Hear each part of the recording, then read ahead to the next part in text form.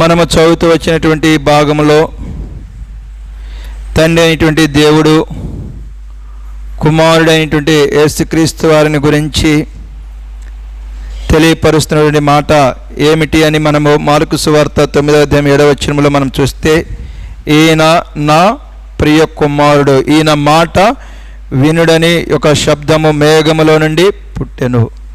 మనము కూడా ఈ లోకములో ముందుకు సాగిపోతున్నప్పుడు ప్రతి ఒక్కరూ మన మాట వినాలి అని, ప్రతి ఒక్కరూ ప్రియమైనటువంటి వారులారా మనము చెప్పింది చెయ్యాలి అని మనము ఇష్టపడతాం. దానికి ఎవరము కూడా అతీతులము కాము. మనం చెప్పినటువంటి మాట భర్త వెనుకో, భార్య వెనుకో, కుమారుడు వెనుకో, తల్లిదండ్రులు వెనుకో, లేకపోతే తోడబుట్టినటువంటి వారు వెనుకో నేడు కుటుంబాల్లో సమస్యలను మనము చూస్తూ ఉన్నాం.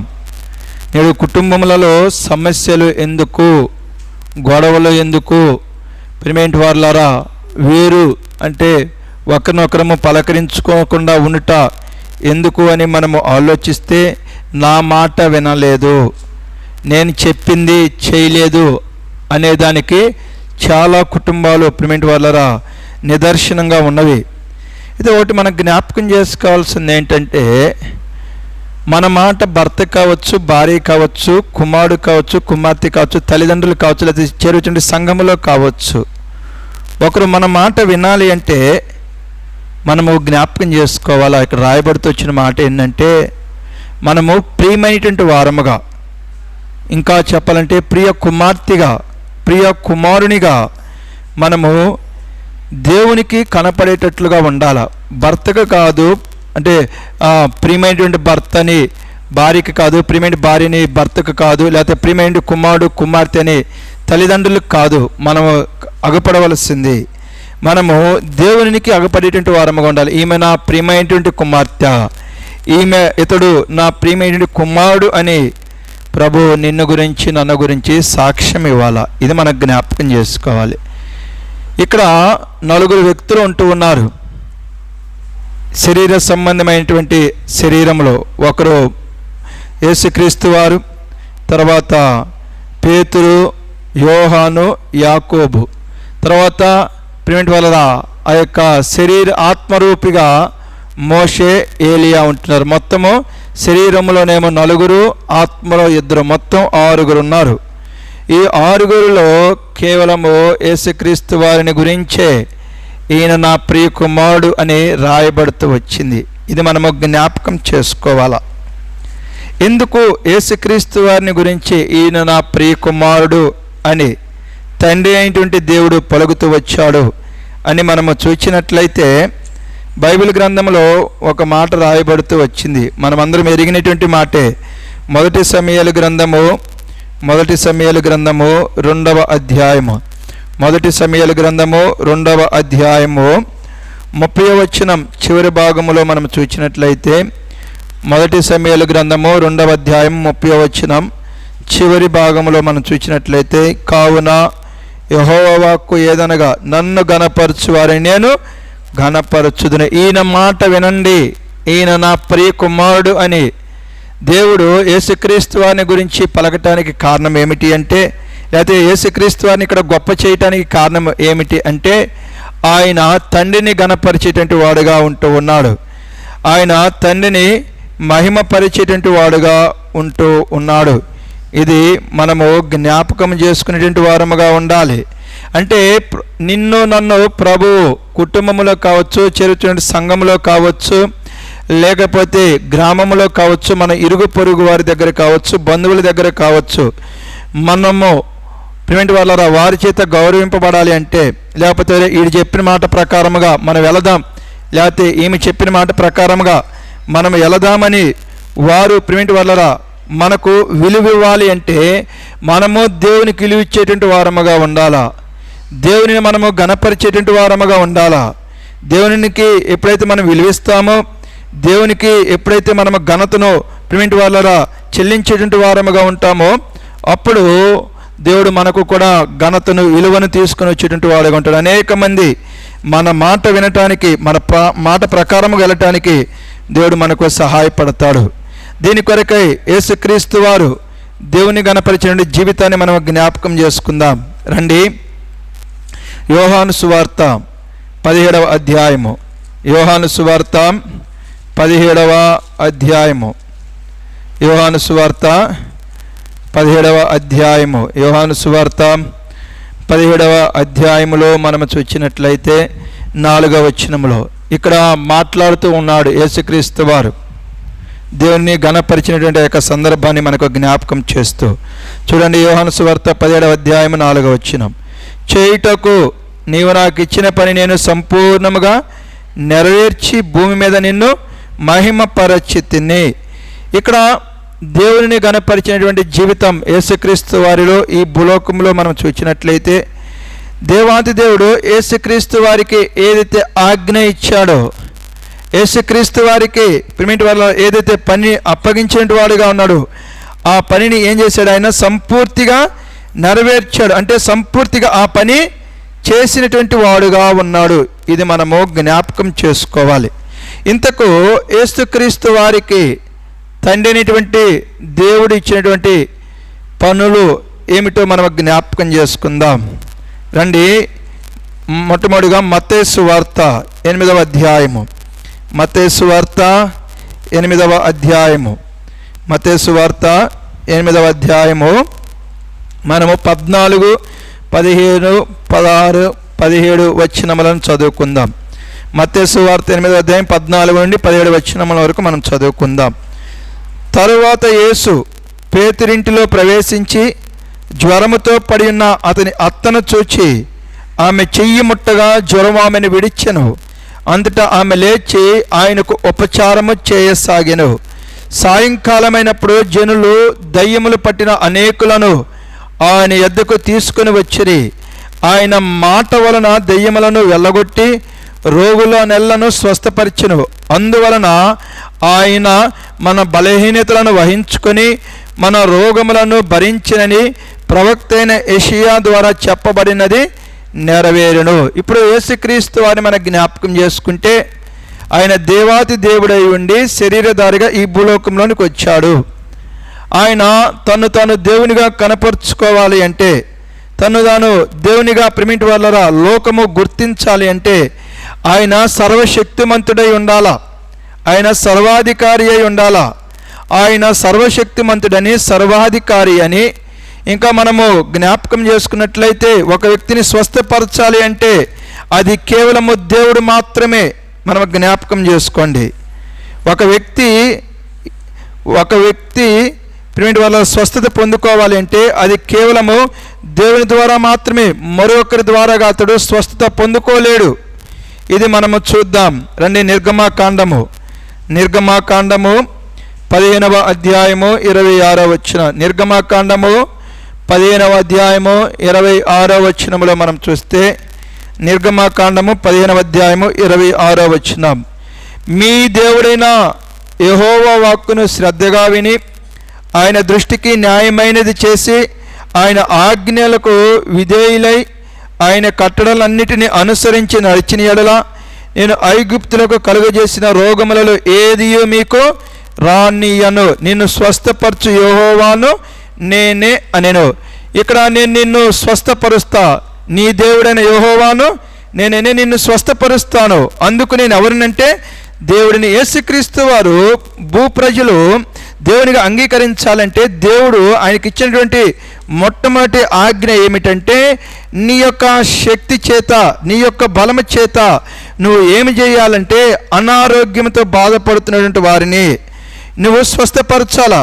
దెయ్యముల చేత బాధపడుతున్నటువంటి వారిని ఆ యొక్క దెయ్యముల ఆ యొక్క బంధకాల నుండి నువ్వు విడిపించాలా అని దేవుడు ప్రిమిటి వాళ్ళ యేసుక్రీస్తు యొక్క రాకడను గురించి ముందుగానే యెషయా ప్రవక్త ద్వారా తెలియపరిచాడు. ఏమని?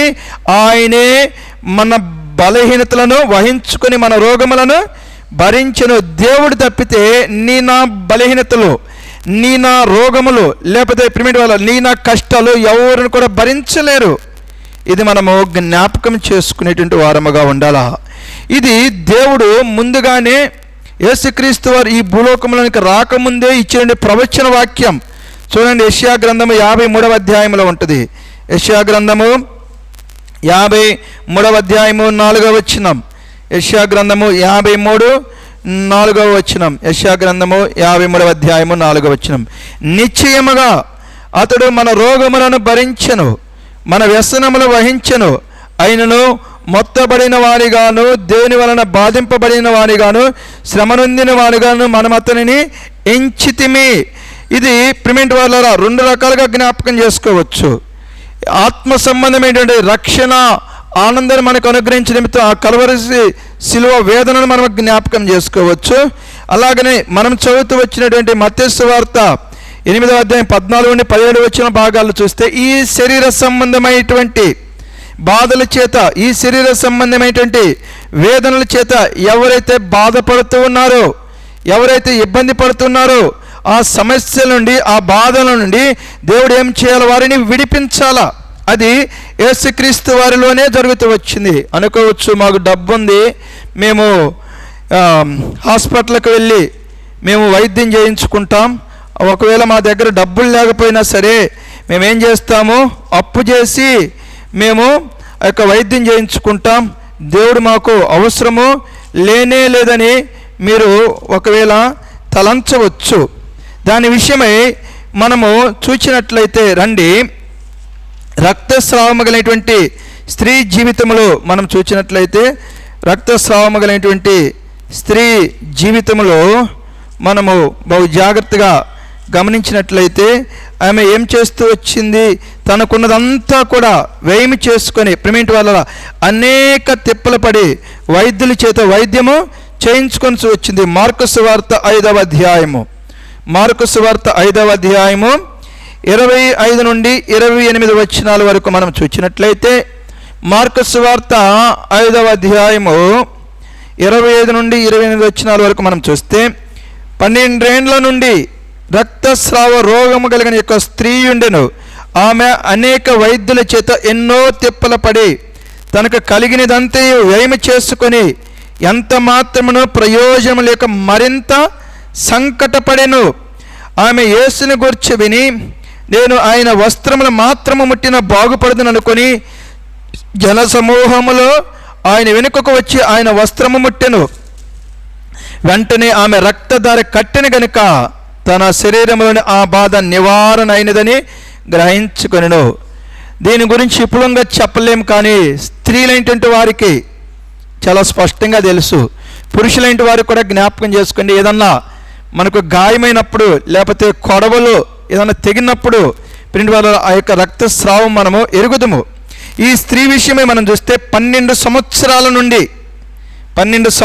నుండి ఆమె రక్తస్రావ రోగంతో బాధపడుతూ ఉన్నది. అది ఎంతో వేదన.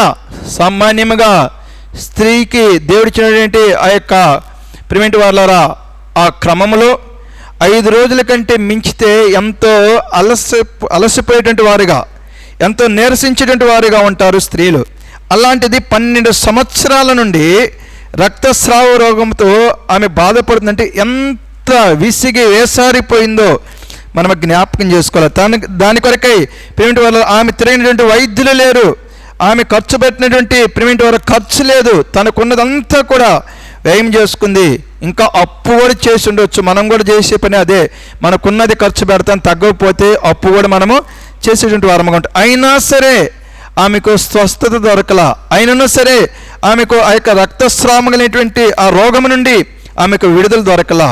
ఆమెకు ఎప్పుడు విడుదల దొరికిందయ్యా అంటే యేసుక్రీస్తు వారిని ముట్టినప్పుడు మాత్రమే ఆమెకు విడుదల దొరికింది. అంటే మనం ఎంత డబ్బు ఖర్చు పెట్టినా సరే, ఎంత మంచి డైట్ తీసుకున్నా సరే, జ్ఞాపకం చేసుకోండి, మనకు ఆరోగ్యము కేవలము దేవుని ద్వారానే, మనకు స్వస్థత దేవుని ద్వారానే, మనకు శక్తి బలము దేవుని ద్వారానే మనము ఇది ఎరిగేటువంటి వారముగా ఉండాలి.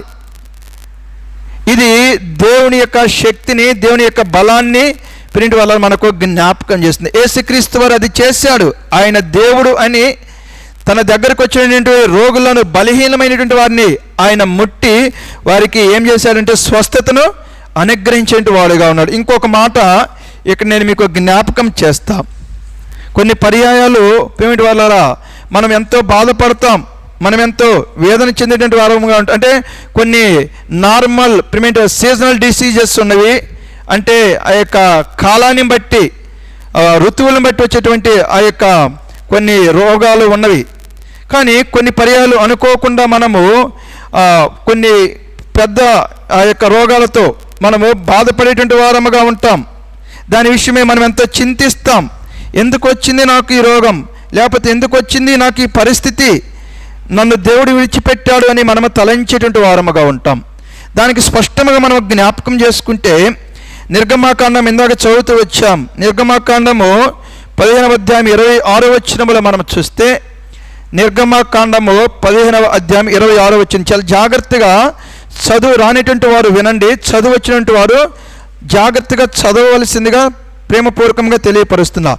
మీ దేవుడైన యెహోవా వాక్కును శ్రద్ధగా విని ఆయన దృష్టికి న్యాయమైనది చేసి ఆయన ఆజ్ఞలకు విధేయులై ఆయన కట్టడలన్నిటిని అనుసరించి నడిచిన ఎడల నేను ఐగుప్తులకు కలుగజేసిన రోగములలో ఏదియో మీకు రానియను.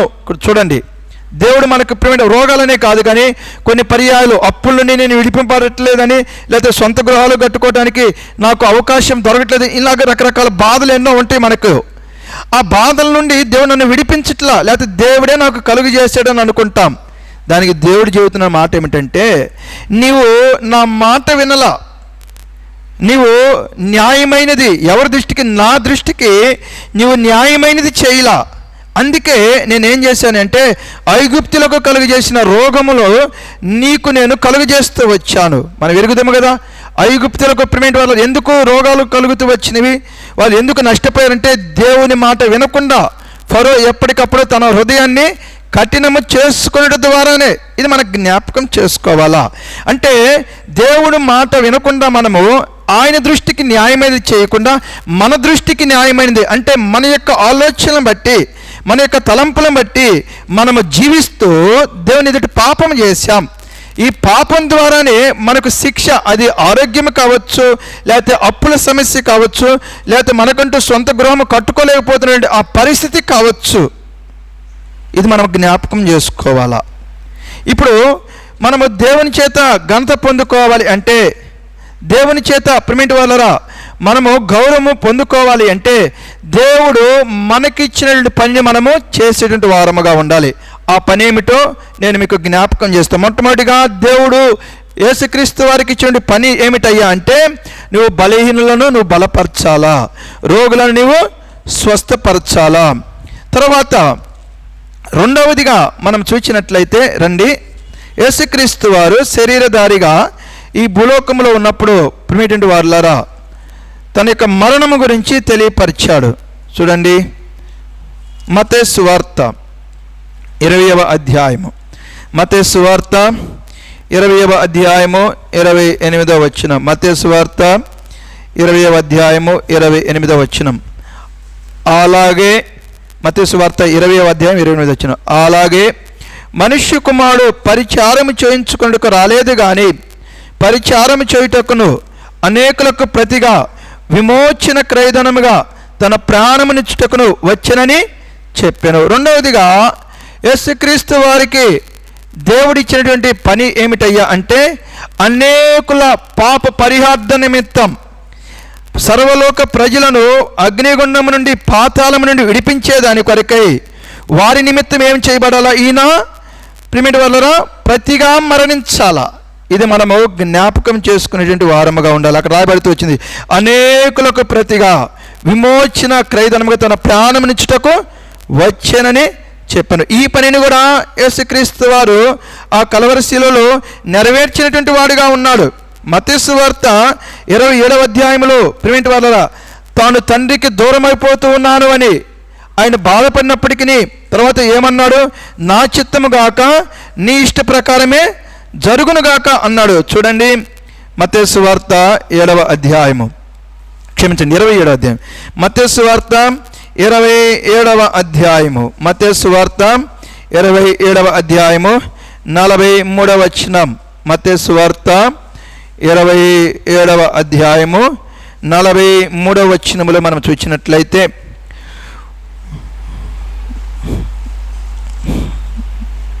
26వ అధ్యాయం, మత్తయి సువార్త 26వ అధ్యాయము 39వ వచనం. మత్తయి సువార్త 26వ అధ్యాయం 39వ వచనం.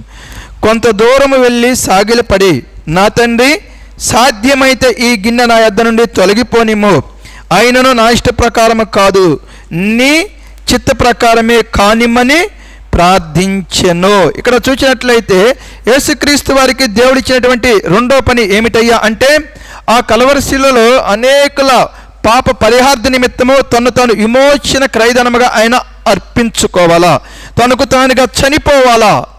అది యేసుక్రీస్తు వారు చేసినటువంటి వారుగా ఉన్నారు. అంటే తండ్రి ఇచ్చిన పనిని ఆయన నెరవేర్చాడు. ఇంకోటి ఇక్కడ మనము జ్ఞాపకం చేసుకున్నట్లయితే, యేసుక్రీస్తు వారు మాత్రమే ఎందుకో ఆ కలవరి శిలువలో చనిపోవలసినటువంటి అవసరం వచ్చిందంటే, ఏ భేదమును లేదు, అందరూ పాపము చేసి ఉన్నారు. అంటే ఒక వ్యక్తి పాపపు శిక్ష నుండి విడిపింపబడాలి అంటే అతని కొరకు రక్తం చిందించాలా, రక్తము తప్ప మరొకటి పాప క్షమాపణ కలుగజేయదు. మరి ఆ రక్తం ఏ రక్తమై అంటే పరిశుద్ధమైనటువంటి రక్తమై ఉండాలా. పరిశుద్ధమైన రక్తము కాకుండా ప్రివెంట్ వల్లరా అపరిశుద్ధమైన రక్తం ఏమాత్రం కూడా మనల్ని విడిపించలేదు. మూడవదిగా ఆ మరణంలోనే జ్ఞాపకం చేసుకుంటే, యేసుక్రీస్తు వారి యొక్క ఆ జీవితంలో తండ్రిని మహిమపరిచినటువంటి, తండ్రిని గణపరిచినటువంటి జీవితంలో చూస్తే ఆయన కలవరి శిలువలో ఎలాగో చనిపోయాడంటే పరిశుద్ధముగా చనిపోయాడు. ఇది జ్ఞాపకం చేసుకోండి. ఆయన కలవరి శిలువలో పరిశుద్ధముగా చనిపోయాడు, పవిత్రముగా చనిపోయాడు, నిష్కలంకంతో ఆయన చనిపోయాడు, నిర్దోషత్వంతో ఆయన చనిపోయాడు తప్పితే ఆయన పాపిగా మార్చబడి లేకపోతే అపవిత్రతతో ఉండి ఆయన చనిపోలా. పాపములోనికి వెళ్లకుండా, అపవిత్రతలోనికి వెళ్లకుండా జ్ఞాపకం చేసుకోండి. జీవించటంటే అది అంత సామాన్యమైన విషయం కాదు. ఇంకా ఆయన ఎక్కడున్నాడంటే శరీరంలో ఉన్నాడు. ఆ శరీరంలో ఉన్నటి కారణం బట్టి ఇందాక మనము చదువుకొని వచ్చాం, తండ్రి ఈ గిన్నె నా యొద్ద నుండి తొలగించంటే శరీరంలో ఉండే కారణాన్ని బట్టే ఈ గిన్నె నా యొద్ద నుండి తొలగించమన్నాడు. కానీ ప్రిమెంట్ వల్లరా అదే శరీరంలో ఆయన పూర్తిగా తన దేవునికి అప్పగించుకొని ఆయన పరిశుద్ధముగా పవిత్రముగా ఆయన చనిపోయినటువంటి వాడుగా ఉన్నాడు. దానికి మనం రుజువులు చూస్తే చూడండి, మత్తయి సువార్త 27వ అధ్యాయము, మత్తయి సువార్త 27వ అధ్యాయము 19వ వచనంలో మనం చూస్తే ఆయన పరిశుద్ధంగా చనిపోయాడు అనే దానికి రుజువులు కూడా మనం చూడాలి. మూడవది, ఆయన చనిపోవాలి. ఎలాగో చనిపోవాలంటే పరిశుద్ధంగా చనిపోవాలా. ఇది దేవుడు యేసుక్రీస్తు వారికి ఇచ్చిన ఆజ్ఞ. చూడండి, మత్తయి సువార్త 27వ అధ్యాయం 19వ వచనం. అతడు న్యాయపీఠం మీద కూర్చుండి ఉన్నప్పుడు అతని భార్య, నీవు ఆ నీతిమంతుని జోలికి పోవద్దు, ఈ ప్రొద్దు ఆయనను గురించి నేను కలలో మిక్కిలి బాధపడతానని అతని యొద్దకు వర్తమానము పంపాను. ఇక్కడ పిలాతు భార్య అంటుంది ఆయన ఎవరు? నీతిమంతుడు అని. తర్వాత ఇండైరెక్ట్గా పిలాతు కూడా ఒప్పుకుంటాడు. ఇదే అధ్యాయం 54వ వచనంలో, ఇదే అధ్యాయము 54వ వచనంలో మనం చూస్తే చివరిలో ఏమంటాడు? నిజముగా ఈయన దేవుని కుమారుడని చెప్పుకొనిరి. శతాధిపతి, క్షమించండి, ఇక్కడ శతాధిపతి పలుకుతూ వచ్చాడు, ఆయన దేవుని కుమారుడు అని, పాపము లేనటువంటి వాడు అని. ఇంకా మనము లోకాసువార్తలోనికి మనం వచ్చినట్లయితే 23వ అధ్యాయంలో, లోకాసువార్త 23వ అధ్యాయము 40-41 వచనాల్లో మనం చూస్తే, యోహాను సువార్త 23:40-41 వచనాలు. అయితే రెండవ వాడు వానిని గద్దించి, నీవు అదే శిక్షా విధిలో ఉన్నావు గనుక దేవునికి భయపడవా? మనకైతే ఇది న్యాయమే, మనము చేసిన వాటికి తగిన ఫలము పొందుచున్నాము కానీ ఈయన ఏ తప్పిదమును చేయలేదని చెప్పాను. చూడండి, మూడవదిగా యేసుక్రీస్తు వారు తండ్రిని దేవుణ్ణి ఎలాగూ గణపరిచాడు అంటే, తనకిచ్చిన ఆజ్ఞ ఆ కలవరి శిలువలో మరణించేది పవిత్రముగా పరిశుద్ధముగా, ఆ పరిశుద్ధముగానే పవిత్రముగానే ప్రిమెంట్ వారులారా ఆయన చనిపోయిన వాడుగా ఉన్నాడు. దాని కొరకై ఎంతో శ్రమలు, దాని కొరకై ఎంతో వేదనను దేవుడు అనుభవించినటువంటి వాడుగా, అనగా యేసుక్రీస్తు వారు అనుభవించినటువంటి వాడుగా ఉన్నాడు. ఇందుకై అంటున్నాడు, ఈయన నా ప్రియ కుమారుడు, ఈయన యందు విశ్వాసం ఉంచండి, లేకపోతే ఈయన మాట వినండి. ఎందుకు? చూడండి, ఆయన మాట ఎందుకు వినాలా మనం? యోహాను సువార్త 5వ అధ్యాయము 24వ వచనం. ఎందుకు ఈయన నా ప్రియ కుమారుడు, ఈయన మాట వినుడి అని దేవుడు యేసుక్రీస్తు వారిని గురించి తెలియపరుస్తూ వచ్చాడు. యోహాను సువార్త 5వ అధ్యాయం 24వ వచనం.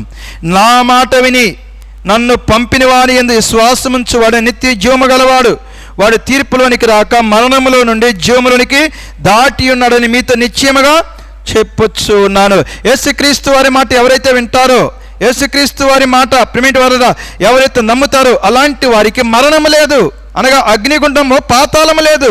వారికి నిత్యత్వము పరలోక రాజ్యము. నీకు పరలోక రాజ్యము కావాలి అంటే, నీకు నిత్యత్వము కావాలి అంటే, నీకు మోక్షము స్వర్గం కావాలంటే కేవలం యేసుక్రీస్తు వారి మాట మాత్రమే వినాలా. యేసుక్రీస్తు వారి ఎందు విశ్వాసం ఉంచాలా. ఏమిటి?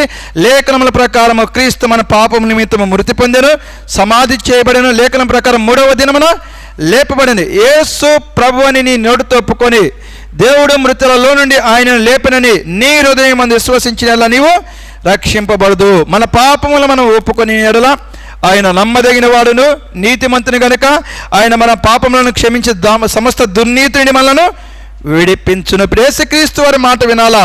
ఏమిటా మాట అంటే, ఈయన అనేకుల పాప ప్రిమెంట్ వల్ల విమోచన క్రయధనముగా తను అప్పగించుకోబోతూ ఉన్నాడు. దీని ద్వారా ఆయన కార్చిండే రక్తము ప్రతి ఒక్క మానవుని పరిశుద్ధపరిచేటువంటిదిగా ఉంటుంది. ఈయన ద్వారానే పరలోకము, ఈయన ద్వారానే నిత్యత్వం అని ఇప్పుడు పేతురు, యోహాను, యాకోబులు విశ్వాసం ఉంచాలా. అలాగుని విశ్వాసం ఉంచినప్పుడు, ఆ మాట విన్నప్పుడు వారు మోక్షానికి స్వర్గానికి అర్హులవుతారు. ఇది యేసుక్రీస్తు వారు కుమారుడు అయినటువంటి తండ్రి అయినటువంటి దేవుడు యేసుక్రీస్తు వారికి కుమారునిగా ఈ భూలోకములో ఉన్నప్పుడు ఇచ్చిన పని. నువ్వేమి చేయాలంటే, నీవు దేవునిగా ఉన్న నిమిత్తము, అనేక మంది నిన్ను దేవునిగా గుర్తించిన నిమిత్తము నువ్వు రోగులను స్వస్థపరచాలా. స్వస్థపరిచేది దేవుడు తప్పితే మరొకరు కాదు.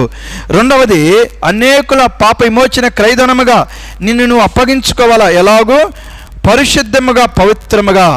ఇది తండ్రి దేవుడు యేసుక్రీస్తు వారికి ఇచ్చినటువంటి పని. ఆ పని ప్రిమిట్ వాళ్ళ ఆయన సంపూర్ణముగా నెరవేర్చాడు. చేయుటకు నీవు నాకు ఇచ్చిన పని నేను సంపూర్ణముగా నెరవేర్చి ఉన్నాను కనుక నేను నిన్నేం చేశాను? మహిమపరిచా, అనగా నేను నిన్ను గణపరిచా, నేను నిన్ను గౌరవించా అని దేవుడితో చెబుతూ వచ్చాడు. అందుకే ఆయన అంటున్నాడు, ఈయన నా ప్రియ కుమారుడు అంటే నన్ను గణపరచు అని నేను గణపరిచేదాను. ఇప్పుడు దీనిలో మనం జ్ఞాపకం చేసుకుంటే, ఇప్పుడు నీ నా మాట వినాలి అంటే ఇతరులు ప్రిమింటి వాళ్ళ అనగా సంతోష నిమిత్తము, ఆనందము నిమిత్తము, అలాగనే అనేక మంది ఆశీర్వాద నిమిత్తము ఇతరులు మన మాట వినాలి అంటే మనం కూడా దేవుడు చెప్పిన పని మనము చేయాలా. ఏమిటి దేవుడు మనకు చెప్పిన పని? చెప్పండి. దేవుడు మనకు చెప్పిన పని ఏమిటి? యేసుక్రీస్తు వారు మనకు చెప్పిన పని ఏమిటి? మీరు సర్వలోకమునకు వెళ్ళి సర్వ సృష్టికి సువార్తను ప్రకటించుడి. దేవుడు పునరుద్ధరణుడై తిరిగి జ్ఞాపకం చేసుకోండి, ఆ పరలోకములోనికి వెళ్ళేటప్పుడు మనకిచ్చినటువంటి ప్రిమిటి వాళ్ళ మొట్టమొదటి ఆజ్ఞ లేకపోతే శ్రేష్టమైనటువంటి ఆజ్ఞ ఏమిటని మనకు జ్ఞాపకం చేసుకుంటే, మీరు సర్వలోకమునకు వెళ్ళి సర్వ సృష్టికి సువార్తను ప్రకటించడు. ఏమిటా సువార్త? ఏమిటా సువార్త? లేఖనముల ప్రకారము క్రీస్తు మన పాపముల నిమిత్తము మృతి పొందెను, సమాధి చేయబడెను, లేఖనముల ప్రకారము 3వ దినమున లేపబడెను. ఇది మనము ప్రభువుకు ప్రిమిటి వాళ్ళరా విధేయులముగా ఉన్నామనే దానికి నిదర్శనముగా లోకములో చెప్పాలా. భర్తకు కావచ్చు, భార్యకి కావచ్చు, లేకపోతే గ్రామస్తులు చెప్పాలయ్యా, ఏ భేదమని లేదు, మనము పాపము చేసి ఉన్నాం, మనము అపవిత్రులుగా మాలిన్యంతో ఉన్నాం, దీని ద్వారా మనకు పాతాళము, మరణము, అగ్నిగుండము. ఇందుకై ప్రభువైన యేసుక్రీస్తు వారు నీ నా పాపాన్ని పరిహరించి నిన్ను నన్ను ఆ యొక్క పరలోక రాజ్యంలో చేర్చు నిమిత్తము ఆయన కలవరి శిలువలో మరణించాడు. యేసు యందు తప్పితే మనకు పరలోక రాజ్యం నిమిత్తం మరొక మార్గము లేదు అని మనము సువార్త ప్రకటించాలి. ఇది మొట్టమొదటి జ్ఞాపం చేసుకోండి. రెండవదిగా ఆ సువార్త మనము ఎలాగో ప్రకటించాలా చెప్పండి. అని లేకపోతే మీకు అర్థమయ్యేదాన్ని చెప్పాలంటే, మనం చెప్పేటువంటి సువార్త అవతల వారి జీవితంలో పనిచేసి వారు రక్షణ, మారు మనసు, పాప క్షమాపణ అనుభవంలోనికి రావాలి అంటే మనం ఎలాగుండాలా? యేసుక్రీస్తు వారి గురించి చెప్పా. ఆయన దేవుడని రుజువుపరుచుకునే నిమిత్తం స్వస్థపరచాలి అని, ఆయన పాపాన్ని పరిహరించేటువంటి వాడు, అందుకే కలవరశీలలో చనిపోవాలి అని. ఎలాగో చనిపోవాలి? ఆయన పరిశుద్ధముగానే చనిపోవాలా. అలాగనే ఇప్పుడు మనకు ప్రభు ఇచ్చినటువంటి ఆజ్ఞ, సువార్తను మనం ప్రకటిస్తూ ఉన్నప్పుడు ఆ సువార్త ద్వారా అనేక మంది రక్షణ, మారు మనసు, పాప క్షమాపణ అనుభవంలోనికి రావాలి అంటే ఆ సువార్త ప్రకటించేటువంటి నా జీవితము ఎలాగో ఉండాలా? అపోస్తులుడైన పౌలు తిమోతికి తెలియపరుస్తూ వచ్చాడు. తిమోతికి రాసిన మొదటి పత్రికలో మనం చూస్తే, తిమోతికి రాసిన మొదటి పత్రిక 4వ అధ్యాయము 11-12 వచనాలు తెలియపరిచాడు. 11-12 వచనాల్లో తెలియపరిచాడు. తిమోతికి రాసిన మొదటి పత్రిక 4వ అధ్యాయం 11-12 వచనాలు అపోస్తలుడైన పౌలు స్పష్టంగా తిమోతికి తెలియపరిచాడు. అలాగనే పరిశుద్ధాత్మ దేవుడు నీకు నాకు తెలియపరుస్తున్నాడు, మనం సువార్త ప్రకటించేటప్పుడు ఎలాగో ఉండాలా అనేది. ఈ సంగతులను ఆజ్ఞాపించి బోధించుము. నీ యవ్వనమును బట్టి ఎవడును నిన్ను తృణీకరింపనీయకము గాని మాటలోను, ప్రవర్తనలోను, ప్రేమలోను, విశ్వాసములోను, పవిత్రతలోను విశ్వాసులకు మాదిరిగా ఉండుము. తర్వాత మనం చూస్తే 16వ వచనం అదే అధ్యాయం, నిన్ను గూర్చియు నీ బోధన గూర్చి జాగ్రత్త కలిగి ఉండము, వీటిలో నిలకడగా ఉండము, నీవు ఇలాగు చేసి నిన్నును నీ బోధ విని వారిని రక్షించుకుంది. ఓ తిమోతి, నువ్వు బోధ చేస్తూ ఉన్నావు, నువ్వు సేవకుడిగా, పాస్టర్గా ఉన్నావు. మరి నీ బోధ అనేక మందిని పరలోక రాజ్యంలోనికి చేర్చాలి అంటే, నువ్వు చేసేటువంటి ఆ యొక్క పరిచర్య అనేక మందికి ఆశీర్వాదకరంగా ఉండాలంటే, మొట్టమొదటిగా నువ్వు ఎలాగ ఉండాలంటే విశ్వాసులకు మాదిరిగా, అనగా నువ్వు పరిశుద్ధముగా ఉండాలా, నువ్వు పవిత్రముగా ఉండాలా. ఎప్పుడైతే నువ్వు పరిశుద్ధముగా ఉంటావో, పవిత్రముగా ఉంటావో, అప్పుడు నువ్వు పరలోక రాజ్యంలోనికి ప్రవేశిస్తావు. అంత మాత్రమే కాదు, నీ బోధ వినివారు కూడా తమ యొక్క పాపములను ఒప్పుకొని వారు కూడా పరలోక రాజ్యంలోనికి ప్రవేశిస్తారు అని. రెండోదిగా ప్రభు మనకి ఇచ్చిన ఆజ్ఞ ఏమిటంటే, నువ్వు స్వార్థ ప్రకటించాలి. ఎలాగో ప్రకటించాలంటే విశ్వాసులకు మాదిరిగా పరిశుద్ధముగా, పవిత్రముగా ఉంటూ నువ్వు స్వార్థ ప్రకటించాలి అని దేవుడు మనకు తెలియపరిచిన వాడుగా ఉన్నాడు. ఆ పరిశుద్ధత, ఆ పవిత్రతలోనే ప్రేమిటి వాళ్ళరా మనము జ్ఞాపం చేసుకుంటే ఇక్కడే ఉన్నది. మాటలోను చూడండి, మళ్ళా మాటలోను, ప్రవర్తనలోను, ప్రేమలోను, విశ్వాసములోను, పవిత్రతలోను మనం ఎలాగ ఉండాలా? పరిశుద్ధముగా, విశ్వాసులకు మాదిరిగా ఉండాలి. ఇప్పుడు దీన్ని మనం నెరవేరుస్తూ ఉన్నామా? ప్రభు చెప్పినటువంటి ప్రేమ సువార్త ప్రకటిస్తూ ఉన్నాం. సరే, ఆ రీతిగా చెప్పకపోయినా అయా మందిరానికి రా, దేవుడు నిన్ను ఆశీర్వదిస్తాడని, పరలోక రాజ్యం ఇస్తాడని ప్రస్తుత పరిస్థితులను బట్టి మనం చెబుతూ ఉన్నాం. మంచిదే కాదంటలా. ఆ చెబుతున్నటువంటి మాటలు మాదిరికరముగా చెబుతూ ఉన్నామా? పవిత్రమైనటువంటి జీవితంతో, పవిత్రమైనటువంటి ఆ యొక్క నడవడికతో మనం చెబుతూ ఉన్నామా? ఇది మన జ్ఞాపకం చేసుకోవాలి. మనము ఇక్కడే పేతురు రాసిన మొదటి పత్రిక 3వ అధ్యాయం 1-2 వచనాల్లో మనం చూస్తే, పేతురు రాసిన మొదటి పత్రిక 3వ అధ్యాయము 1-2 వచనాల్లో మనం చూసినట్లయితే, అటువలే స్త్రీలారా మీరు మీ స్వపురుషులకు లోబడి ఉండుడి, అందువలన వారిలో ఎవరైనా వాక్యమునకు అవిధేయులైతే వారు భయముతో కూడిన మీ పవిత్ర ప్రవర్తన చూచి వాక్యము లేకుండానే తమ భార్యల నడవడి వలన రాబట్టబడవచ్చును. మొట్టమొదటి సువార్త మనం ప్రకటించేటువంటి వారముగా ఉండాలి నోటితో. రెండవ సువార్త ఏమిటంటే మన పవిత్రమైనటువంటి జీవితము కనుపరచుట ద్వారా. మీరు వాక్యం ప్రకటించకపోయినా సరే, మీరు వాక్యము చెప్పకపోయినా సరే, జ్ఞాపం చేసుకోండి, అనేకమైనటువంటి అపవిత్రులు అంటే అన్యాయంతో, పాపముతో మీ భర్తలు తమ యొక్క పాపాన్ని విడిచిపెట్టి జీవించాలి అంటే మీ ప్రవర్తన పరిశుద్ధముగా ఉండాలా, మీ ప్రవర్తన పవిత్రముగా ఉండాలి. ఇది రెండవ సువార్త, జ్ఞాపం చేసుకోండి. మొట్టమొదటి సువార్త నోటితో చెబుతూ ఉన్నాం, దానికి కాదంట్లా.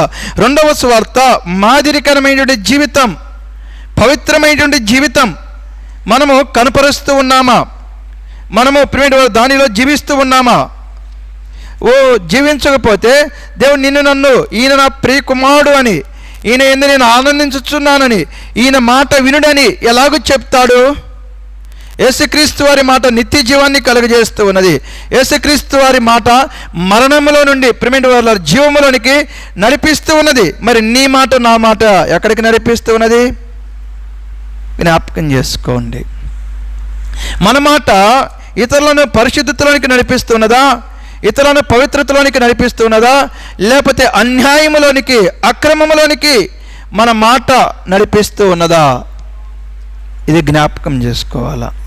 ఊరికి నేను మందిరానికి వచ్చాం, వెళ్ళాం, లేకపోతే నేను సేవ చేశాను, దేవుడు నన్ను ప్రియ కుమారుడు అంటాడని, లేకపోతే నన్ను ప్రియ కుమార్తె అంటాడని నీకు నీవు నాకు నేను అనుకుంటే కుదరదు.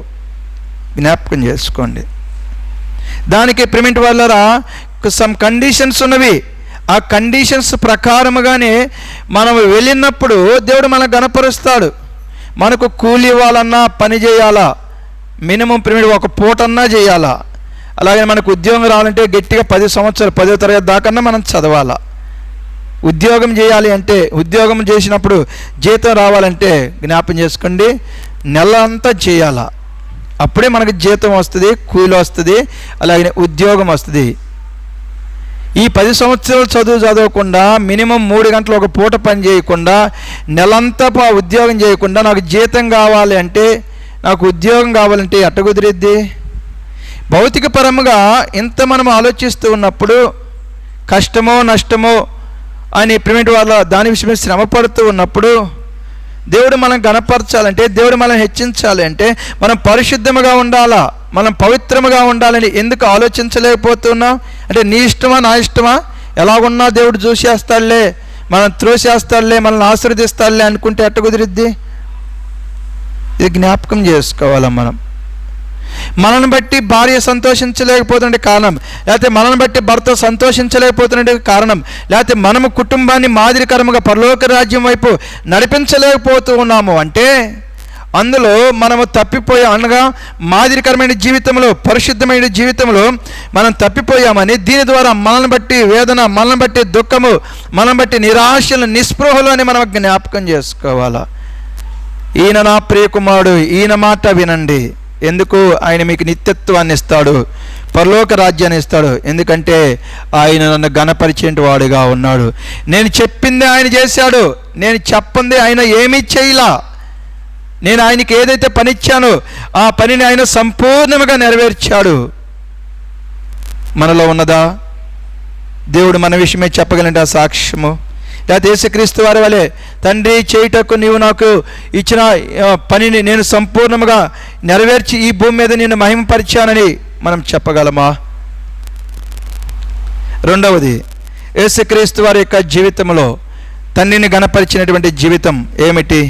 రండి, యోహాను సువార్త 8వ అధ్యాయం. మొట్టమొదటిగా ఆయన తనకిచ్చిన పనిని ఆయన సంపూర్ణంగా నెరవేర్చాడు. రెండవది, దేవుణ్ణి ఆయన ఘనపరిచినటువంటి, దేవుని మహిమపరిచినటువంటి ఆ యొక్క సందర్భాన్ని మనము చూసేటువంటి వారముగా ఉందాం. యోహాను సువార్త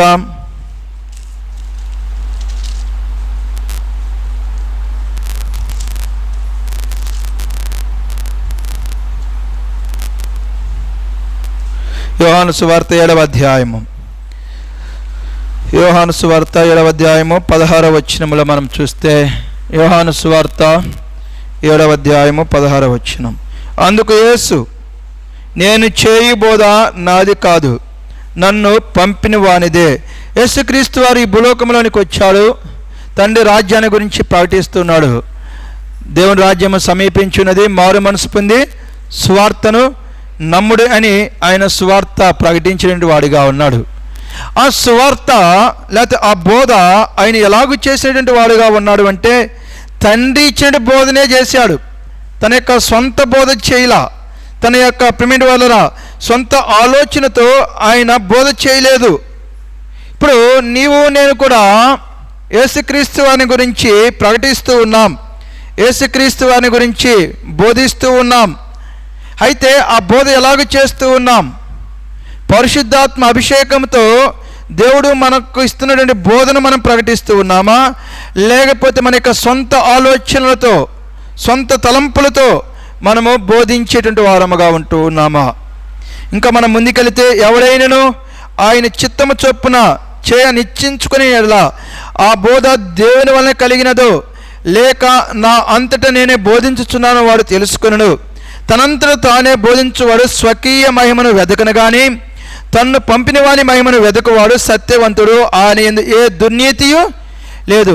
దేవునిని బోధనే మనం చేస్తూ ఉన్నాము అని, లేకపోతే దేవుడిచ్చిన మాటలే మనం ప్రకటిస్తూ ఉన్నాము అనేది ప్రేమిటి వల్ల ఆయన మహిమపరుస్తున్నటువంటి, ఆయన గణపరుస్తున్నటువంటి జీవితంగా మనం జ్ఞాపకం చేసుకోవచ్చు. మరి ఇప్పుడు దేవుని గణపరిచేటువంటి జీవితం ఏమిటి? లేకపోతే మన మహిమ నిమిత్తం, మన ఘనత నిమిత్తము మనం చేస్తున్న బోధ ఏమిటి అని ఎలాగో మనం తెలుసుకోగలం? చెప్పండి. నేను చేసే బోధ దేవుని మహిమపరుస్తున్నటువంటి బోధ అని, లేకపోతే నేను చేసే బోధ నన్ను మహిమపరుచుకొనుచున్నటువంటి, లేకపోతే నా గొప్పతనం కొరకై నేను చేస్తున్న బోధ అని మనము ఎలాగో దాన్ని గుర్తించగలం? చెప్పండి, ఎలాగ మనం గుర్తించగలం? చూడండి, మత్తయి సువార్త 22వ అధ్యాయము, మత్తయి సువార్త 22వ అధ్యాయము 16వ వచనం. మత్తయి సువార్త 22వ అధ్యాయము 16వ వచనం. మత్తయి సువార్త 22:16. బోధకుడా, నీవు సత్యవంతుడివై ఉండి దేవుని మార్గము సత్యముగా బోధించుచున్నావనియు, నీవు ఎవనిని లక్ష్య పెట్టవనియు మోమాటము లేని వాడవనియు ఎరుగుదము. మొట్టమొదటిగా మనము దేవుని బోధన చేస్తున్నాం అనే దానికి నిదర్శనం ఏమిటంటే మనము సత్యవంతులమై ఉండాలా, పరిశుద్ధమై పాపము లేనటువంటి వారమై ఉండాలా. తర్వాత మనము జ్ఞాపకం చేసుకున్నట్లయితే ఈడు అయినోడా, ఈడు కానోడా, డబ్బున్నవాడా, డబ్బు లేనోడా, లేకపోతే మనోడా, పగోడా అనేటువంటి భేదం ఉండకూడదు. జ్ఞాపకం చేసుకోండి. ఇక్కడ రాయబడితే వచ్చిన మాట ఏమిటి?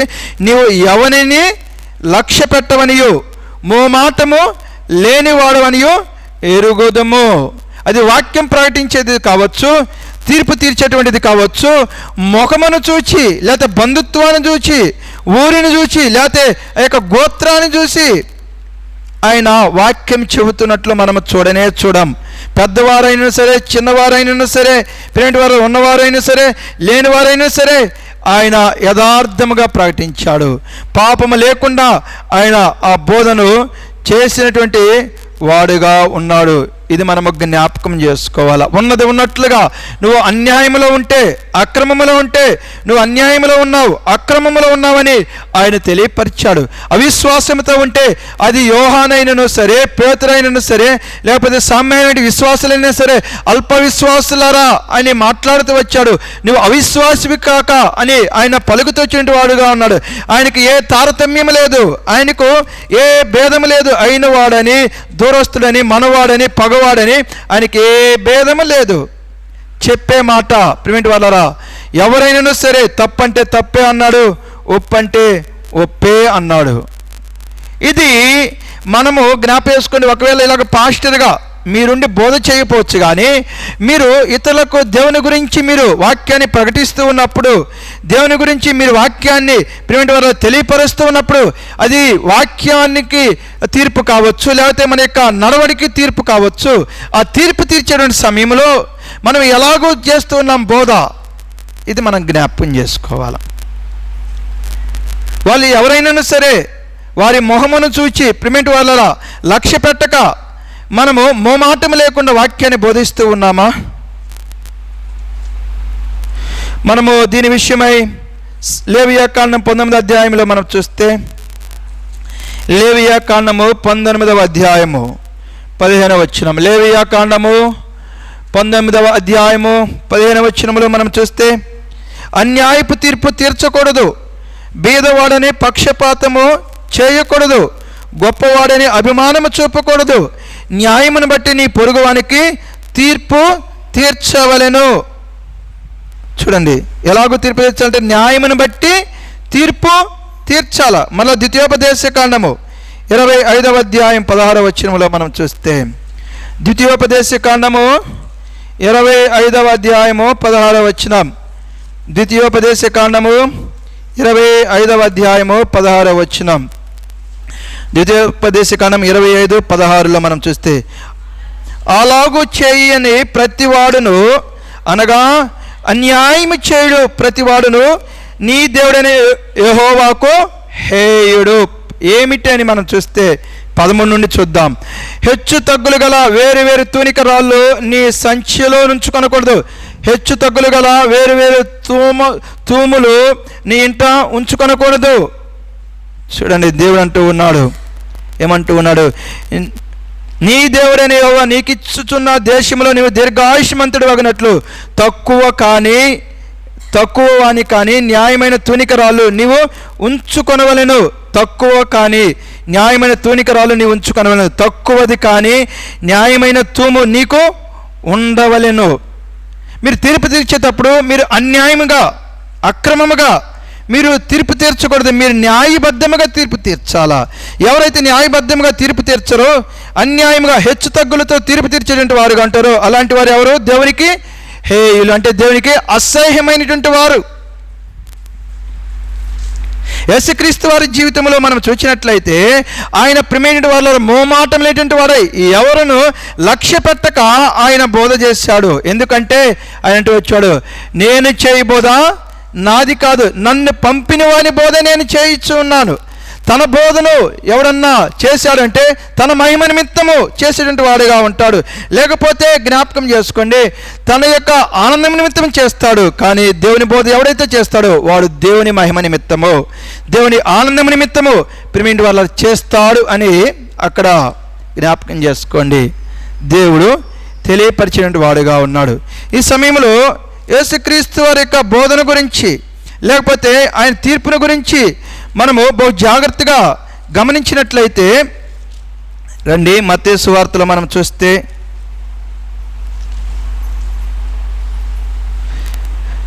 మత్తయి సువార్త 12వ అధ్యాయము, మత్తయి సువార్త 12వ అధ్యాయము 49-50 వచనములను మనం చూస్తే, మత్తయి సువార్త 49-50. తన శిష్యుల వైపు చేయి చాపి, ఇదిగో నా తల్లియు నా సహోదరులను, పరలోకమందున నా తండ్రి చిత్తము చేయువాడే నా సహోదరుడును నా సహోదరియు నా తల్లియు నన్ను. ఆయన ఎన్ని దినాలు అవుతూ వచ్చిందో ఇంటిని విడిచిపెట్టేసి సువార్తను ప్రకటించడానికి బయటకు వచ్చి, ప్రిమిటి వారు మనకైతే తెలియదు, కానీ ఆయన సహోదరులు అంటే ఆయన చెల్లెళ్ళు, ఆయన తల్లి వచ్చారు ఆయన చూడాలని. ఆయన బోధ చేస్తూ ఉన్నప్పుడు, ఆయన పరిచర్య చేస్తున్నప్పుడు చుట్టూ ఆయనకు ప్రిమిటి వారిలో ప్రజలు ఉన్నారు. తల్లి అగపడలేదు, చెల్లెళ్ళు అగపడల. అప్పుడు కొంతమంది వచ్చి అన్నారు, ఏమన్నారంటే, అయ్యా ఇదిగో నీ తల్లి నీ చెల్లెళ్ళు వచ్చారయ్యా అంటే, జరగండి రా, మా అమ్మ వచ్చిందిరా, మా చెల్లెళ్ళు వచ్చారా, పక్కకు పోండి పరిగెత్తుకొని వెళ్ళాలా. జ్ఞాపకం చేసుకోండి, నా చెల్లెళ్ళు వచ్చారు, లేకపోతే మా అమ్మ వచ్చింది, నేను చూసి చాలా రోజులు అవుతుంది, లేకపోతే సంవత్సరాలు అవుతుంది, మా అమ్మను చూసి ఎలాగున్నదో, చిక్కిపోయిందో, లేకపోతే బలంగా ఉందో, ఆరోగ్యంగా ఉందో, మా చెల్లెళ్ళు ఎలాగున్నారో నేను వారిని చూడాలి, పక్కకు తప్పుకోండి అని ఆయన పరిగెత్తలా. ఆయన అన్న మాట ఏంటంటే, ఎవరు నా తల్లి, ఎవరు నా సహోదరులు, లేకపోతే నా తమ్ముళ్ళు ఎవరు, నా చెల్లెళ్ళు ఎవరు? పరలోకముందున్న దేవుని చిత్త ప్రకారంగా ఎవడైతే నడుచుకుంటాడో వాడే నా తమ్ముడు, లేకపోతే వారే నా చెల్లెలు, వారే నా తల్లి, లేకపోతే వారే నా తండ్రి. వారి ఇష్టానుసారంగా వారు జీవిస్తుంటే వారు నా తల్లి కాదు, వారి ఇష్టానుసారంగా వారు జీవిస్తుంటే వారు నా తమ్ముళ్ళు కాదు, నా చెల్లెలు కాదు. నా తండ్రి చిత్త ప్రకారం అనగా పరలోకమందున్నటువంటి దేవుని చిత్త ప్రకారముగా ఎవరైతే జీవిస్తారో అలాంటి వారే నా తల్లి, అలాంటి వారే నా తండ్రి, అలాంటి వారే నా తమ్ముళ్ళు, నా చెల్లెలు, నా అన్నలు, నా అక్కలు.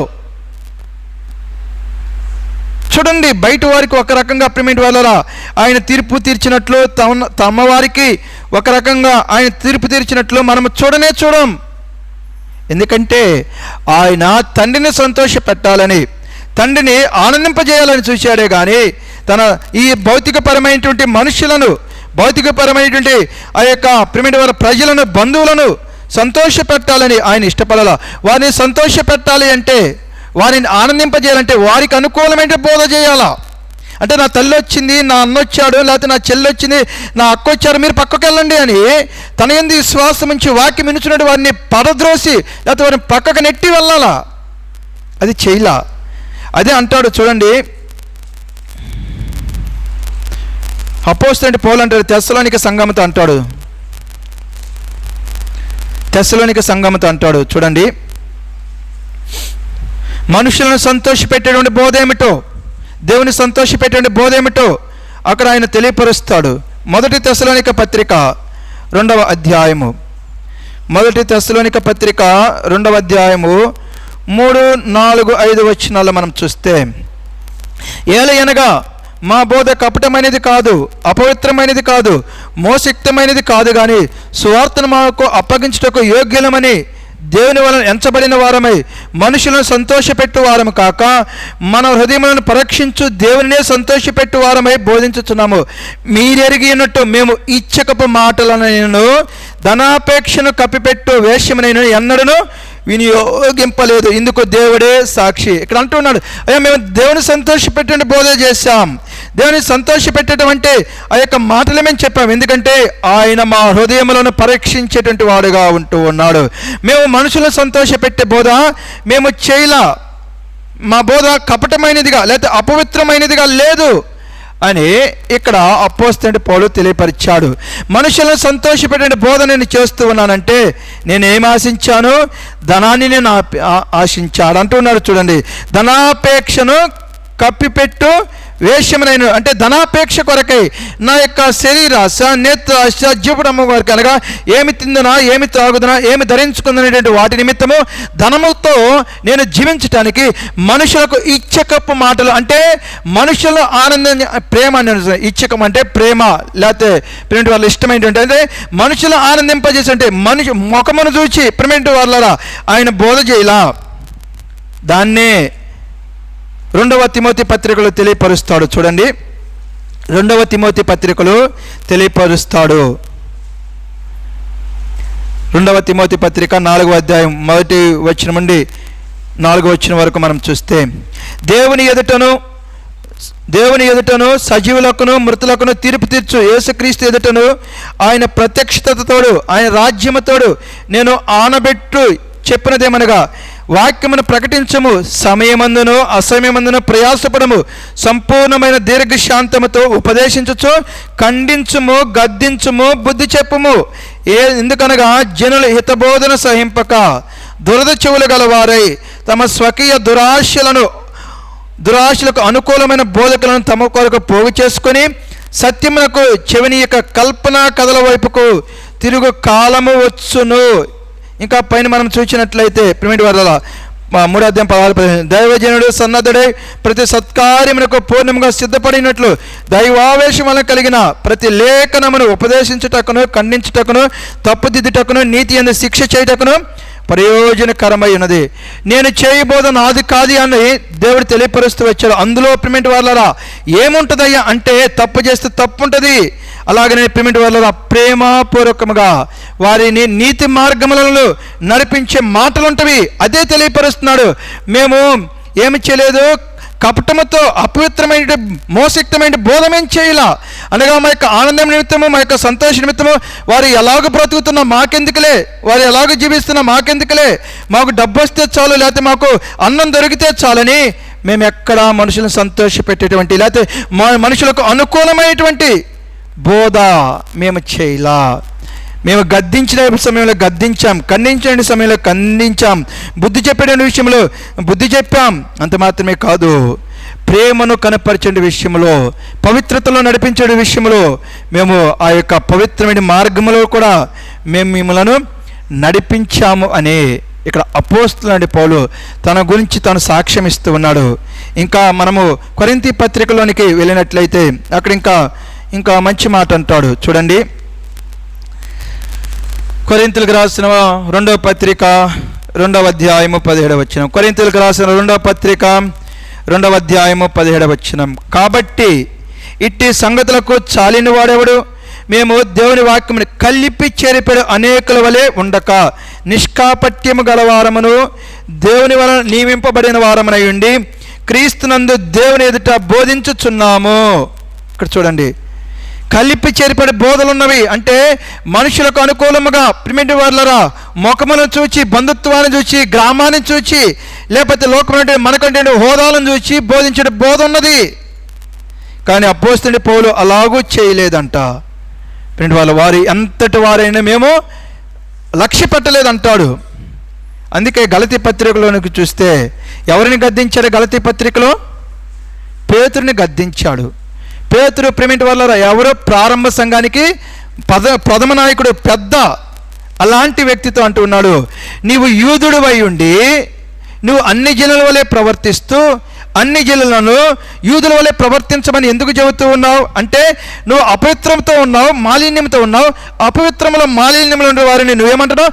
పరిశుద్ధముగా జీవించమంటూ ఉన్నావు, పవిత్రముగా జీవించమంటున్నావు. అలాగూ కుదరదు.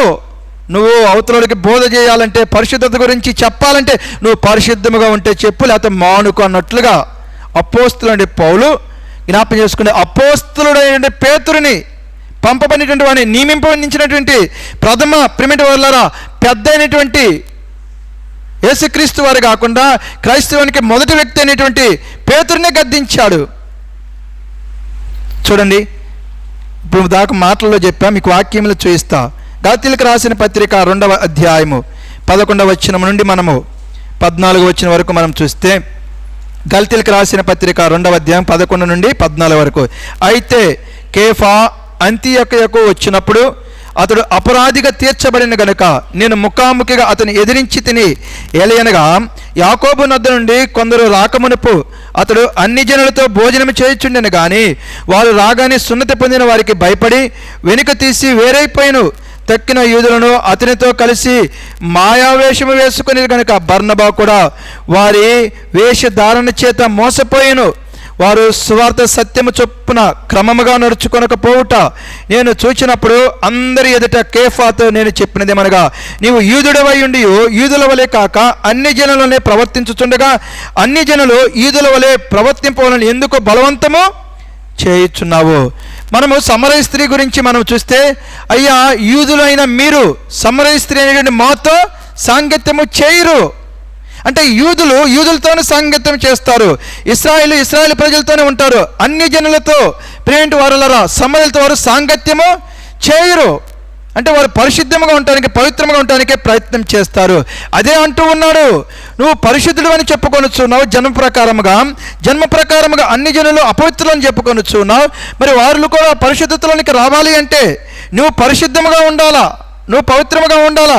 మనుషులను చూసి నీ యూదులు వచ్చినప్పుడు నువ్వు ఆ యొక్క అన్ని జనుల నుండి నువ్వు ఏదో ప్రత్యేకింపబడినటువంటి వాడు అని వాళ్ళకి భయపడి నువ్వు ప్రక్కకు రావటం కరెక్ట్ కాదు అంటూ ఉన్నాడు.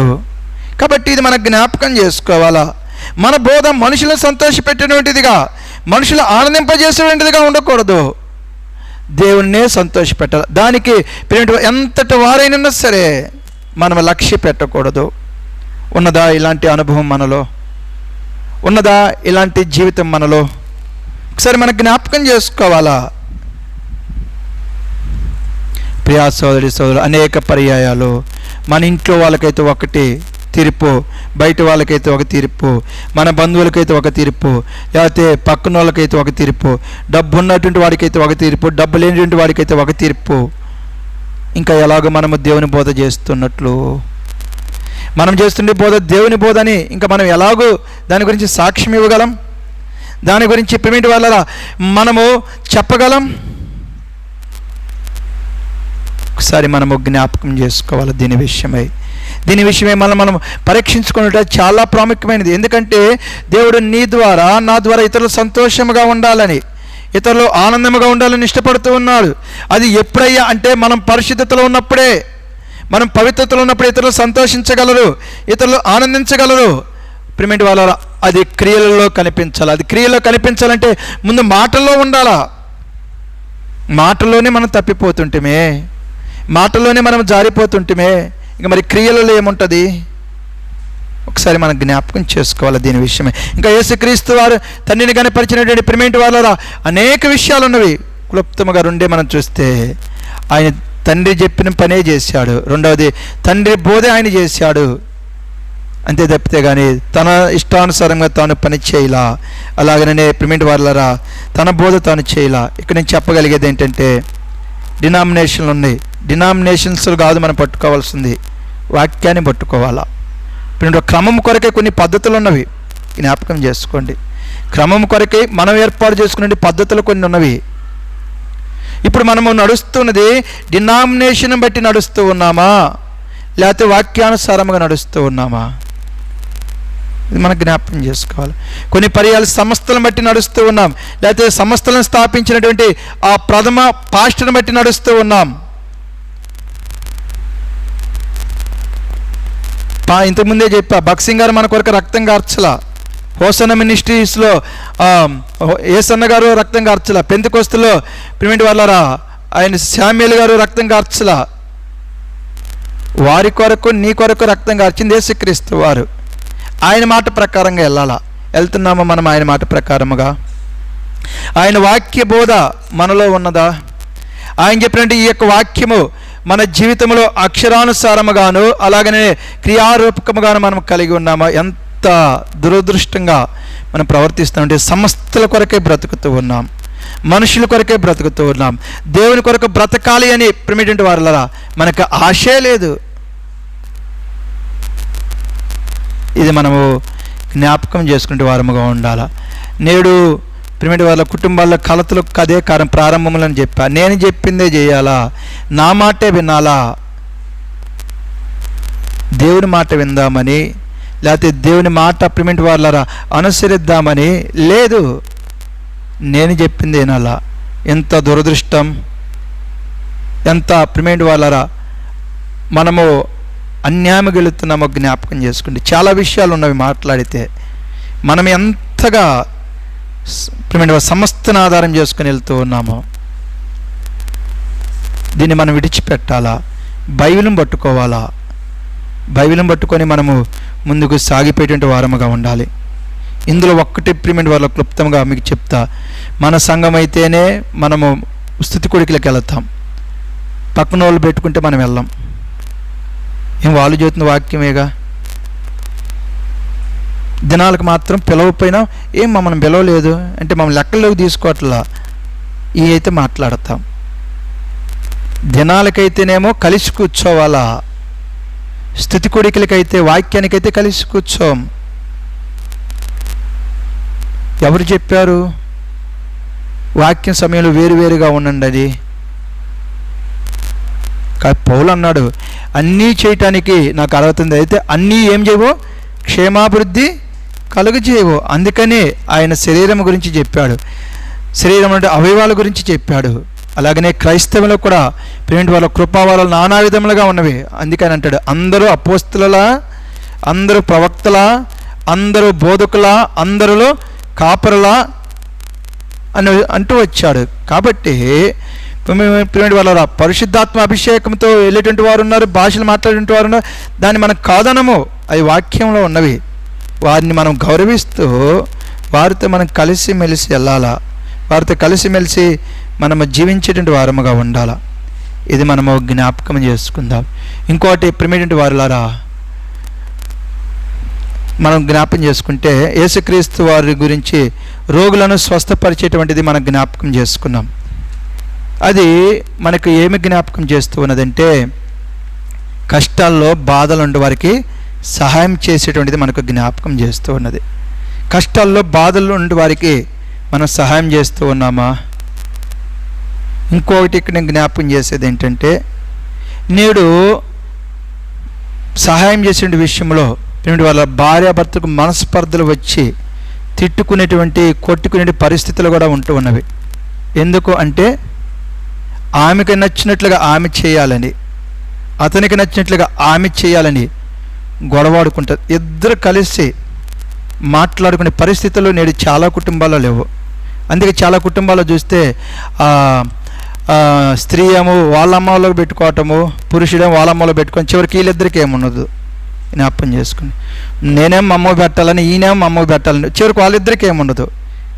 ఎందుకు అంటే వద్దికగా కూర్చొని మేలేది నా తల్లిదండ్రులకి ఈ సమయంలో చేయొచ్చు అని ఆడగూతురు కానీ, లేకపోతే మగవారైనా నా తల్లిదండ్రులకు లేదా నా తోడబుట్టిన వారికి ఈ సహాయం చేయవచ్చా లేదని కూర్చొని ప్రిమిటి వాళ్ళ వద్దికగా దాని విషయమే ప్రార్థించి చేసేటువంటి మనస్తత్వమే లేదు. అందుకే నేడు చాలా అప్పులకు కారణం అదే. నేను మా అమ్మకు పెట్టుకుంటా, నేను మా నాన్నకు పెట్టుకుంటా. ఎవరు నష్టపోతున్న తర్వాత మీ కుటుంబమే నష్టపోతుంది. మిమ్మల్ని బాగానే ఉన్నారు, వాళ్ళ అమ్మోళ్ళు బాగానే ఉన్నారు. జ్ఞాపకం చేసుకుని నష్టపోతుంది ఎవరు? ప్రిమిటి వల్ల నీ కుటుంబం నష్టపోతూ ఉన్నది. యేసుక్రీస్తు వారు సహాయం చేశాడు, అంటే స్వస్థపరిచాడు. ఎలాగ స్వస్థపరిచాడు? యెషయా ప్రవక్త ద్వారా చెప్పమని ఏంటి, ప్రవచన ప్రకారంగా ఆయన స్వస్థపరిచాడు తప్పితే తన యొక్క సొంతంగా జ్ఞాపం చేసి తన యొక్క సొంత ఆలోచనలతో ఆయన ఇతరులకు సహాయం చేయలా. ఏం చేసినా దేవుని చిత్త ప్రకారంగానే చేశాడు. అలాగనే సహాయం చేయవద్దని అంటలా. అయితే సహాయము ఇద్దరికి జ్ఞాపం చేసుకోండి, సమాధానంతో ఉండాలా. అప్పుడు నీ కుటుంబం కూడా సమృద్ధిగా ఉంటుంది. లేదు నాకు నచ్చినట్లు నేను చేస్తాంటే అప్పులు పొలవి కూర్చోవటమే, తర్వాత తినడానికి మనకుండదు. అంటే నేను మంచి కూతునని లేకపోతే మంచి కొడుకు నేను మా చేత అనిపించుకోవాలని కాదు, నా కొడుకు కోడలు లేకపోతే నా కూతురు కుటుంబం సంతోషంగా అనిపించుకోండి మనస్తత్వం కాదు. ఎంతసేపటికి నేను మంచోని అనిపించుకోవాలా. అది లోకం సాగుతుంది. పేరు గొప్ప ఊరు దెబ్బ అని మనకే మనం ఉంటూ ఉన్నాం. అదే సమయంలో వెనక్కి వచ్చేయమంటున్నా, మాలుడా పనికి మాలినోడు అండి, మా కోడల గయ్యాలిది. ఎందుకు వస్తున్నాయి ఈ మాటలు? మీ ఇద్దరికి వద్దిక లేకే కదా, మీ ఇద్దరికి సమాధానం లేకే కదా. యేసుక్రీస్తు వారికి అలాగే తండ్రి దేవునికి ఎక్కడైనా గొడవ వచ్చిందా? జ్ఞాపకం చేసుకోండి. యేసుక్రీస్తు వారు పరిచర్య చేసే సమయంలో తండ్రికి ఆయనకి గొడవ వచ్చినట్టు మనం చూసామా? ఎక్కడ లేదే. మరి ఎందుకు మనకు గొడవలు సహాయం చేసే విషయంలో? అంటే ప్రిమిటి వాళ్ళ అవతల వారు సంతోషం. ముందు ప్రభువు ఏమన్నాడు ఆ సేన దెయ్యం పెట్టినటువంటి వానితో, ముందు నీ ఇంటికెళ్ళు, నీ గృహానికి వెళ్ళు అన్నాడు. పరిగెత్తురా లోకంలోని కనలా. లోకంలో మన సామెత ఎరుగుదము, ముందు ఇంట గెలిచి తర్వాత రచ్చ గెలవాలా. ఎంత దురదృష్టం అంటే రచ్చగెలటానికి ప్రయత్నం చేస్తూ ఉన్నాం. ప్రిమిటి వాళ్ళారా, ఇంట గెలవటానికి ప్రయత్నం చేయట్లా. మరి ఇంట గెలవకుండా ఎలాగూ మన మాట వింటారు లోకంలో ప్రజలు? కాకపోతే మన ద్వారా వచ్చే డబ్బులు లేకపోతే మన ద్వారా వచ్చే ఆహారం తీసుకుంటారు, మన మాట వినరు. మనతో ఉండేటువంటి బంధువులు స్నేహితులు అంతా కూడా మన డబ్బు తినటానికి మన ఆహారం తినటానికే, మన మాట వినే వాళ్ళు ఎవరుండరు. ఎందుకు? మన కుటుంబంలో మాట వింటే కదా.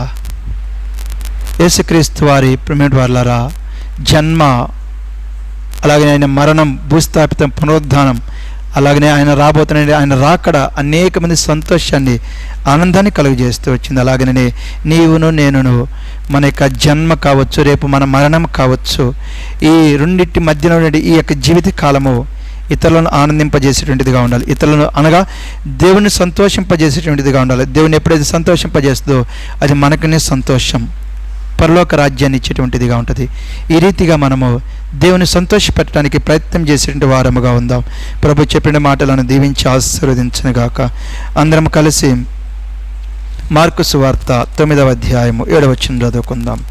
మార్కు సువార్త 9వ అధ్యాయము 7వ వచనం. మార్కు సువార్త 9వ అధ్యాయము 7వ వచనం చదువుకుందాం. మార్కు సువార్త 9వ అధ్యాయము 7వ వచనం. మేఘం ఒకటి వచ్చి, తీయండి 39వ పేజీ, నూతన నిబంధన గ్రంథంలో 39. మార్కు సువార్త 9:7.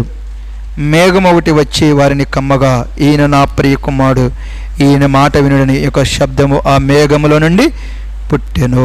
కాబట్టి బేతేలు సంఘము నా ప్రియమైన సంఘము, అందులో నీ పేరు నా పేరు పెట్టుకుందాం.